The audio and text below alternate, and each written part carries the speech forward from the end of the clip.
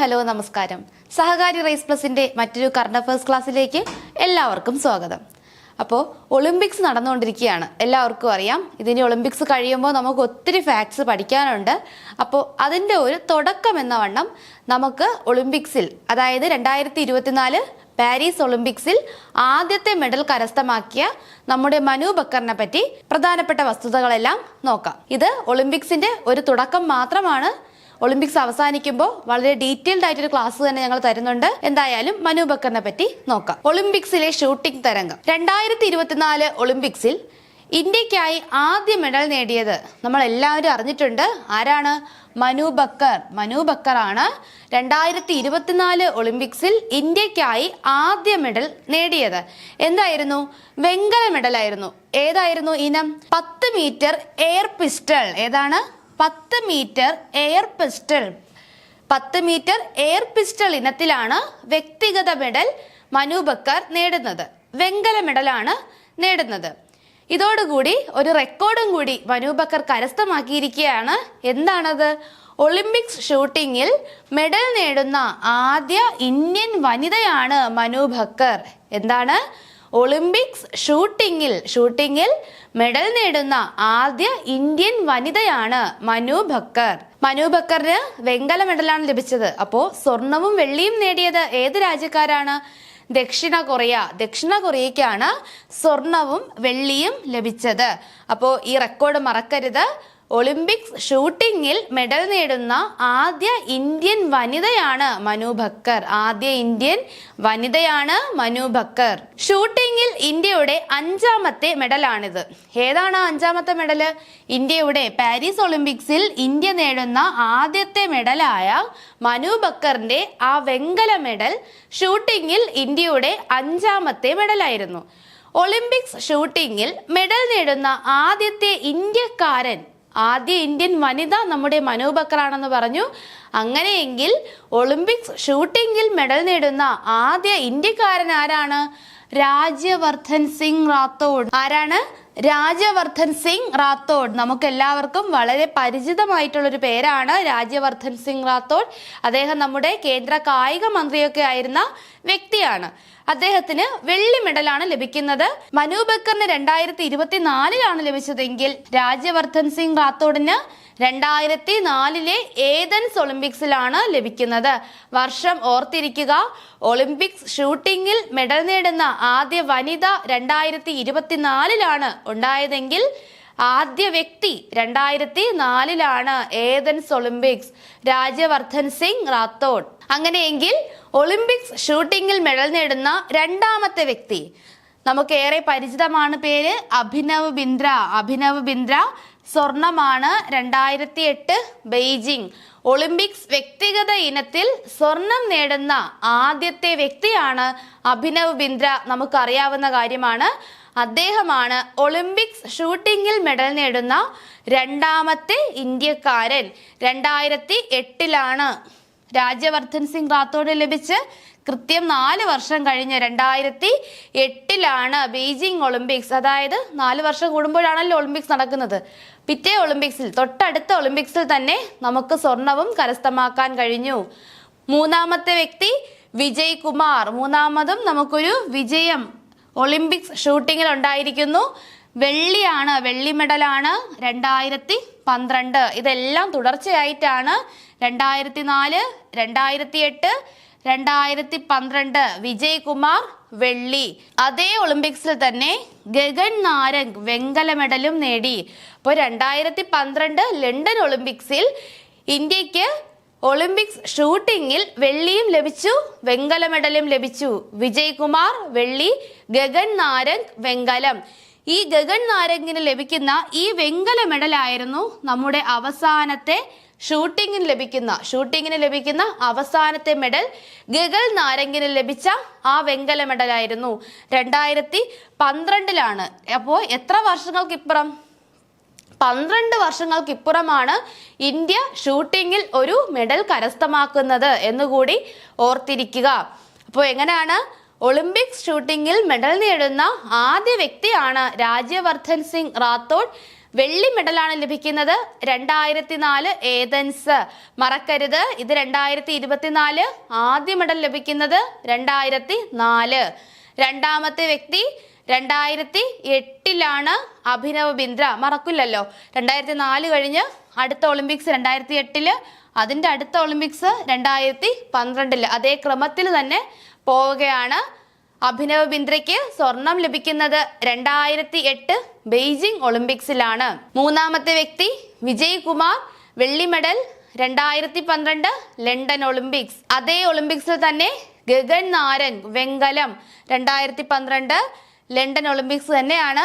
ഓർത്തിരിക്കേണ്ട പോയിന്റ്, 12 വർഷത്തിന് മുന്നേ, അതായത് മനു ബക്കറിന് മുന്നേ അവസാനമായി ഷൂട്ടിങ്ങിൽ മെഡൽ നേടുന്ന വ്യക്തിയാണ് ഗഗൻ നാരംഗ്. വെങ്കല മെഡൽ കരസ്ഥമാക്കിയ ഗഗൻ നാരംഗ്. മറ്റൊരു റെക്കോർഡും കൂടി മനു ബക്കർ ഈ ഒളിമ്പിക്സിൽ കരസ്ഥമാക്കിയിട്ടുണ്ട്. എന്താണത്? ഒറ്റ ഒളിമ്പിക്സിൽ 2 മെഡൽ നേടുന്ന ആദ്യ ഇന്ത്യക്കാരിയാണ് മനു ബക്കർ. ആദ്യ ഇന്ത്യക്കാരിയല്ല, ആദ്യ ഇന്ത്യൻ കായിക താരമാണ് മനു ബക്കർ. വളരെ വലിയ ഒരു നേട്ടമാണ് മനു ബക്കർ കരസ്ഥമാക്കിയിരിക്കുന്നത്. ഒറ്റ ഒളിമ്പിക്സിൽ, അതായത് ഒരേ ഒളിമ്പിക്സിൽ തന്നെ 2 മെഡൽ നേടുന്ന ആദ്യ ഇന്ത്യൻ താരമാണ് മനു ബക്കർ. ഷൂട്ടിങ്ങിൽ mixed 10 metre air pistol team ഇനത്തിലാണ്. ഏതാണ്? ഷൂട്ടിങ്ങിൽ mixed 10 metre air pistol team ഇനത്തിൽ മനു ബക്കർ വെങ്കല മെഡൽ നേടിയിരിക്കുന്നു. അത് ഒളിമ്പിക്സ് ഷൂട്ടിങ്ങിലെ 6ാമത്തെ മെഡലാണ്. ഒളിമ്പിക്സ് ഷൂട്ടിങ്ങിലെ 6ാമത്തെ മെഡലാണ്. മിക്സഡ് ടീം ഇനമാണെന്ന് പറഞ്ഞു. അങ്ങനെയെങ്കിൽ ടീം ഇനം ഒറ്റയ്ക്ക് കളിക്കാൻ പറ്റില്ലല്ലോ. മനു ബക്കറിന് ഒരു പാർട്ട്ണർ ഉണ്ട്. ആരാണ്? മത്സരത്തിൽ മനുവിന്റെ പാർട്ട്ണർ ആണ് ആര്? സർബ്ജോത് സിംഗ്. ആരാണ്? സർബ്ജോത് സിംഗ് ആണ്. Mixed 10 metre air pistol team ഇനത്തിൽ മനു ബക്കറിന്റെ പങ്കാളിയായിരുന്നത് സർബ്ജോത് സിംഗ്. സ്വാതന്ത്ര്യത്തിന് മുൻപ് ഒറ്റ ഒളിമ്പിക്സിൽ 2 മെഡൽ നേടിയ ഇന്ത്യൻ താരമാണ് നോർമൻ പ്രിച്ചഡ്. ആരാണ്? നോർമൻ പ്രിച്ചഡ്. അപ്പോ നോർമൻ പ്രിച്ചഡിന് ഒളിമ്പിക്സിൽ ഒറ്റ ഒളിമ്പിക്സ് മത്സരത്തിൽ 2 മെഡൽ ലഭിച്ചു. അത് ബ്രിട്ടീഷ് ഇന്ത്യയിലാണ്. ഇന്ത്യയിലെന്ന് പറയാൻ പറ്റില്ല. സ്വാതന്ത്ര്യത്തിന് മുൻപെന്ന് പറയുമ്പോൾ അതെന്താണ്? ബ്രിട്ടീഷ് ഇന്ത്യയിലാണ്. ഏത് വർഷം? 1900 പാരീസ് ഒളിമ്പിക്സിന് ഒത്തിരി പ്രത്യേകതകളുണ്ട്. 1900 പാരീസ് ഒളിമ്പിക്സിൽ 2 വെള്ളി മെഡലാണ് നോർമൻ പ്രിച്ചഡിന് ലഭിക്കുന്നത്. 2 വെള്ളി മെഡൽ. 200 മീറ്റർ ഓട്ടത്തിനും 200 മീറ്റർ ഹാർഡിൽസും. ഏതൊക്കെയാണ് ഇനം? 200 മീറ്റർ ഓട്ടവും 200 മീറ്റർ ഹാർഡിൽസിനുമാണ് നോർമൻ പ്രിച്ചഡിന് 2 വെള്ളി മെഡൽ ലഭിക്കുന്നത്. അങ്ങനെയെങ്കിൽ വ്യത്യസ്ത ഒളിമ്പിക്സിൽ, ഇത് ഒറ്റ ഒളിമ്പിക്സിലാണ് മനു ബക്കറും നോർമൻ പ്രിച്ചഡും വരുന്നത്. അങ്ങനെയെങ്കിൽ വ്യത്യസ്ത ഒളിമ്പിക്സിൽ 2 മെഡൽ നേടിയ താരങ്ങൾ ആരൊക്കെയെന്ന് നോക്കാം. ആദ്യത്തെ വ്യക്തി ആരാണ്? സുശീൽ കുമാർ. സുശീൽ കുമാറിന് പുരുഷ ഗുസ്തിയിലാണ് മെഡൽ ലഭിക്കുന്നത്. 2008 വെങ്കല മെഡലാണ് സുശീൽ കുമാർ നേടിയത്. ബീജിംഗ് ഒളിമ്പിക്സ് ആണ് 2008. അതുപോലെ തൊട്ടടുത്ത ഒളിമ്പിക്സിൽ 2012 സുശീൽ കുമാർ വെങ്കലം എന്നത് വെള്ളിയാക്കി മാറ്റി. വെങ്കല മെഡൽ വെള്ളിയാക്കി മാറ്റി 2012 ലണ്ടൻ ഒളിമ്പിക്സിൽ.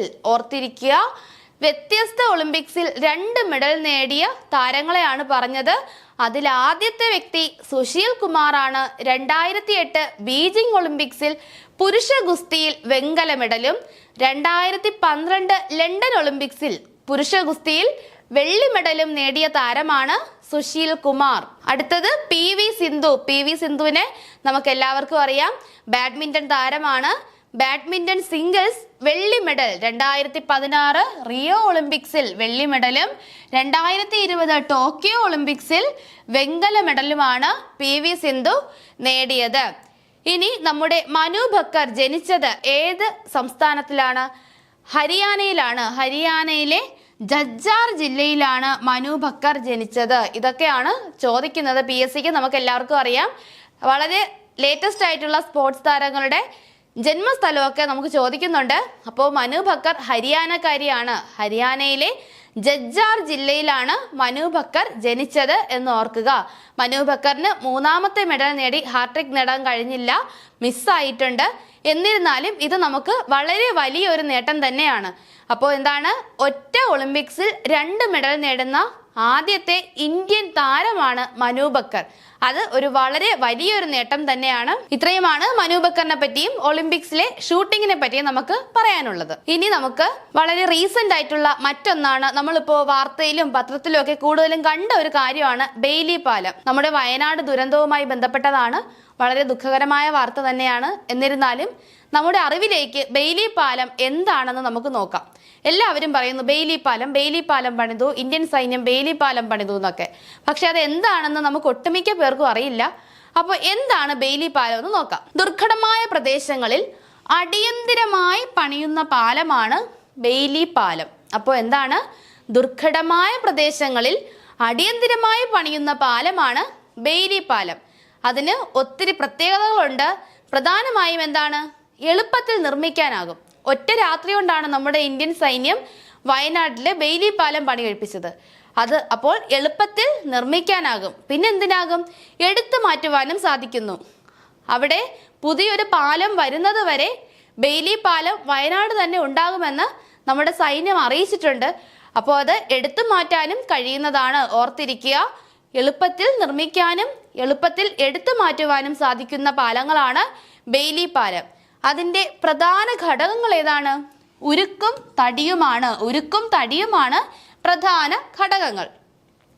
ഒരു വശത്തു നിന്ന് പാലത്തിന്റെ ഭാഗങ്ങൾ കൂട്ടിയോജിപ്പിക്കുകയും ശേഷം തള്ളി നീക്കി മറുകരയിൽ ഉറപ്പിച്ച് നിർത്തുന്നതുമാണ് നിർമ്മാണ രീതി. അപ്പോൾ എങ്ങനെയാണ്, ഒരു വശത്തു നിന്ന് പാലത്തിന്റെ ഭാഗങ്ങൾ കൂട്ടിയോജിപ്പിക്കും, ശേഷം എന്ത് ചെയ്യും, അതിനെ മറുകരയിലേക്ക് ഉറപ്പിച്ച് നിർത്തുന്നു. ഇങ്ങനെയാണ് ബെയ്ലി പാലം നിർമ്മിക്കുന്നത്. ബെയ്ലി പാലം എന്ന ആശയത്തിന് പിന്നിൽ പ്രവർത്തിച്ച വ്യക്തിയാണ് ബ്രിട്ടീഷ് ഉദ്യോഗസ്ഥനായ ഡൊണാൾഡ് ബെയ്ലി. എന്താണ്, ഡൊണാൾഡ് ബെയ്ലി. അദ്ദേഹത്തിന്റെ പേര് തന്നെയാണ് പാലത്തിന് വിട്ടിരിക്കുന്നത്, ബെയ്ലി പാലം. അപ്പോൾ ഈ പേര് ഓർത്തിരിക്കുക. ബ്രിട്ടീഷ് ഉദ്യോഗസ്ഥനായ ഡൊണാൾഡ് ബെയ്ലിയാണ് ബെയ്ലി പാലം എന്ന ആശയത്തിന് പിന്നിലെ വ്യക്തി. ലോകത്ത് ആദ്യമായി ബെയ്ലി പാലം ഉണ്ടാക്കിയത് 2ാം ലോക മഹായുദ്ധകാലത്ത് ആഫ്രിക്കയിലെ ബ്രിട്ടീഷ് സൈന്യമാണ്. എപ്പോഴാണ്, ആഫ്രിക്കയിലെ ബ്രിട്ടീഷ് സൈന്യം 2ാം ലോക മഹായുദ്ധകാലത്താണ് ആദ്യമായി ബെയ്ലി പാലം നിർമ്മിക്കുന്നത്. ഇന്ത്യയിൽ ആദ്യമായി നിർമ്മിച്ചത് സൈനിക ആവശ്യത്തിന്. എവിടെയാണ്, കാശ്മീരാണ്. അപ്പോൾ ഇന്ത്യയിൽ ആദ്യമായിട്ട് ബെയ്ലി പാലം നിർമ്മിക്കുന്നത് എവിടെയാണ്, കാശ്മീരാണ്. എന്തിനു വേണ്ടി, സൈനിക ആവശ്യത്തിനാണ്. സൈനിക ആവശ്യത്തിനായി കാശ്മീരിലാണ് ഇന്ത്യയിൽ ആദ്യമായി ബെയ്ലി പാലം നിർമ്മിച്ചത്. കേരളത്തിൽ പത്തനംതിട്ടയിലെ ഏനാത്ത് പാലം, ഏതാണ്, ഏനാത്ത് പാലം തകർന്നതിനെ തുടർന്നും കൂടാതെ നമ്മുടെ ശബരിമലയിലും ബെയ്ലി പാലം നിർമ്മിച്ചിട്ടുണ്ട്. അപ്പോൾ ഏനാത്ത് പാലം തകർന്നത് ഏത് ജില്ലയിലാണ്, ബെയ്ലി പാലവുമായി റിലേറ്റഡ് ചെയ്ത് നമുക്ക് അങ്ങനെ ഒരു ക്വസ്റ്റ്യൻ വരാം. ഏനാത്ത് പാലം തകർന്നത് ഏത് ജില്ലയിലാണ്, പത്തനംതിട്ടയിലാണ്. അപ്പോൾ പത്തനംതിട്ടയിലെ ഏനാത്ത് പാലം തകർന്നതിനെ തുടർന്നും ശബരിമലയിലും എന്ത് നിർമ്മിച്ചിട്ടുണ്ട്, ബെയ്ലി പാലം നിർമ്മിച്ചിട്ടുണ്ട്. ഡൊണാൾഡ് ബെയ്ലി എന്ന പേര് മറക്കരുത്. ബെയ്ലി പാലം എന്ന ആശയത്തിന് പിന്നിൽ പ്രവർത്തിച്ച വ്യക്തിയാണ് ഡൊണാൾഡ് ബെയ്ലി. ഇത്രയുമാണ് ഇന്നത്തെ കറണ്ട് അഫയേഴ്സ് ക്ലാസ്. ആരും കറണ്ട് അഫയേഴ്സ് ക്ലാസ് മിസ്സാക്കരുത്. വളരെ റെലവെന്റ് ആയിട്ടുള്ള പോയിന്റ്സ് ആണ് ഞങ്ങൾ നിങ്ങളുമായി ഷെയർ ചെയ്യുന്നത്. ക്ലാസ് മിസ്സാക്കാതെ എല്ലാവരും കാണാൻ ശ്രമിക്കുക. ഇന്നത്തെ ക്ലാസ് ഇതോടെ അവസാനിക്കുന്നു. താങ്ക്